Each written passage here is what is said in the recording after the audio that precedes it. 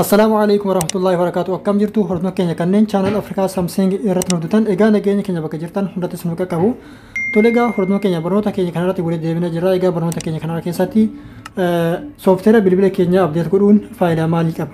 Akkasuma jechuudha sooftiweera bilbila keenya update godhin maaltu bilbila keenya irraa hir'ata kan jedhu isinitti agarsiisa. Hamma xumura viidiyoo kanaatti daawwachuudhaan hafana tura. Egaa hordoftoota keenya jiru kanneen jalqabaaf gara channel Afrikaa Samsung haaraa dhuftan barnoonni keenya tele channel keenya subscribe godha. Akkasuma jechuudha mallattoo bilbilaa yookiin ammoo notification al tokko cufaasuudhaan isa irraa ol kan jedhu kanatti guuta. Viidiyoon keenya kan nuti asirraa gallakkifne akka daddafee isin bira qabu taasisan jedha. Akkasuma viidiyoo keenya kan daawwattan yoo jaallattan like godhaa, hiriyootni keessan godhaa, gaafii fi qabdanis comment irratti nuuf katabaa. Tole egaa hordoftoota keenya jechuudha sooftiweera bilbila keenya update godhuun faayidaan inni qabu hedduudha. Fakkeenyaaf bilbila keessan jechuudha yeroo update gootanitti jechuudha kaameraan bilbila keessanii haala gaariidhaan qulqullinaan haarawamuu danda'a yookiin ammoo wantoonni istiikaareen garaagaraa yookiin ammoo kaalarii garaagaraa jechuudha kan kaameraa keessan irratti tajaajila isiniif kennu isiniif haaroonni dabalamuu danda'a. Akkasuma jechuudha weelpeepariin bilbila iskiriina keessan irratti hidhattan jechuudha haaroonni isiniif dabaluu danda'a. Akkasuma jechuudha imoojiin waatsaappii irratti yookiin ammoo jechuudha sooshaal miidiyaa garaagaraa irratti namoota waliif erguudhaan itti fayyadamtan haaroonni bifa addaatiin isiniif dabalamuu danda'a jechuudha. Akkasuma jechuudha virjiniin bilbila keessan jechuudha yeroodhaan yoo isin update gootan ol isiniif siqaa deemaa jechuudha yookiin ammoo ol dabalamaa deema. Bilbilli keessan harkifatee yoo jiraate yoo bilbilli keessan harkifatee yookiin ammoo isiniif qajeelee hojjechuu dida jechuudha bilbilli keessan sooftiweera bilbila keessanii update ta'uun bilbilli keessan sun akka isiniif saffisaan dalagu taasisaa jechuudha. Tole egaa hordoftoota keenya jechuudha sooftiweera keessan ammoo update godhuudhaaf siitingii bilbila keessanii irra ni galtu. Siitingii bilbila keessanii irra galtanii booda gubbaa kanarrattis haala kanatti isin gaafata jechuudha. Software update is available jedha software keessan update ta'uun isaa akka qophaa'ee jiru isinitti hima. Yoo barbaadan update kan yeroo kilik gootu yoo asiin update godhuu hin barbaadin jechuudha kallattimaan haala kanatti ol harkisuudhaan software update jedha jalatti ammoo download install jedha jechuudha irratti kilik ni gootu. Sana booda deebitan jechuudha download install kan yerootti al tokkoof ni cufaaftu. Fuula kanatti jechuudha faayidaa software keessan update godhuun qabu jechuudha. Kana hundarra deemtanii dubbisuu ni dandeettu jechuudha. Yoo xiqqaate jechuudha wanti inni isinirraa yoo sooftiweera bilbila keessanii update hin godhin wanti inni isinirraa hidhatu yoo xiqqaate waa 90 ol jechuudha. Fakkeenyaaf asirratti jechuudha virjiniin inni itti upgrade ta'uuf deemu yookiin ammoo inni itti ol siquuf deemu 12 jechuudha bilbilli kuni dura virjiniin isaa 10 akka ture sanis isinitti agarsiisa.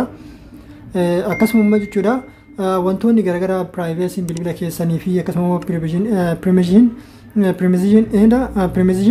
info at glance dha. Fakkeenyaaf kunni hunduu waan bilbila keessanitti kaameraa and microphone and microphone keessanis jechuudha kan inni update yoo ta'e haala gaariidhaan isiniif wantoota garaagaraa qabatee isiniif dhufuudha jechuudha. Fakkeenya tokko isiniif kaasa jechuudha appilikeeshinii bilbila keessanitti fayyadamtan tokko jechuudha gaafa update ta'u jechuudha yookiin ammoo gaafa update isin gaafatu wanta haaraa yoo isiniif qabatee dhufuu danda'a jechuudha. Fakkeenyaaf bilbila keessan waatsaappii irratti dhiyeenya kan afaan oromoo hojii eegalee sana jechuudha update yoo hin gahin yoo waatsaappii keessan jechuudha update tahee hin jiraatin jechuudha waatsaappii sana irratti afaan oromoo sun isiniif hin dalagu jechuudha. Kanaaf jechuudha wanti kamuu jechuudha fakkeenyaaf wanni bilbila keessanitti update isin gaafatu kun jechuudha hammi isaa yookiin ammoo qulqullinni isaa kwaalitiin wanta sana haala gaariidhaan isiniif akka hojjechuuf deemu isinitti agarsiisaa jechuudha. Tole egaa hordoftoota jechuudha gabaabaadhumatti jechuudha sooftiweera keessan sana jechuudha update godhuudhaaf maal gootu iddoo kanarratti jechuudha download jedha asirratti kilik ni gootu. Sana booda jechuudha iddoo kanarratti isiniif lakkaa'uu eegala jechuudha. Downloading update jedha jala kanatti jechuudha time left jedhe kunoo asirratti isiniif lakkaa'aa jira. Haala kanatti update isiniif tahaa jechuudha. Egaa hordoftoota jechuudha fakkeenyaaf androidiin kun bilbilli kun jechuudha gara 12tti siquuf deemaa isiniif hidhee ture. Isinin jedhee ture duubatti deebi'ee jechuudha virjinii isaa isinitti agarsiisuu danda'a jechuudha. Abaawwatii bilbila keessanii irra ni galtu. Sana booda jechuudha software information irra ni galtu asirratti jechuudha. waan UI version isaa sadii tuqaata akka jechuudha. Ammoo gara afuritti upgrade ta'uuf deemaa jira jechuudha. Jalatti ammoo Android version kun ammoo 10 akka irra ture gara 12tti upgrade yookiin ammoo osiquuf deemaa jira jechuudha. Kanaaf jechuudha bilbila keessan yeroo inni software bilbila keessan jechuudha update isin gaafatetti software bilbila keessanii update gootanii itti fayyadamuutu isin eegamaa jechuudha. Software bilbila keessanii keessattuu jechuudha namoonni bilbili keenya nu jalaa harkifataa jettan jechuudha. Software bilbila keessanii yeroo inni update isin gaafatutti ammatti update godha.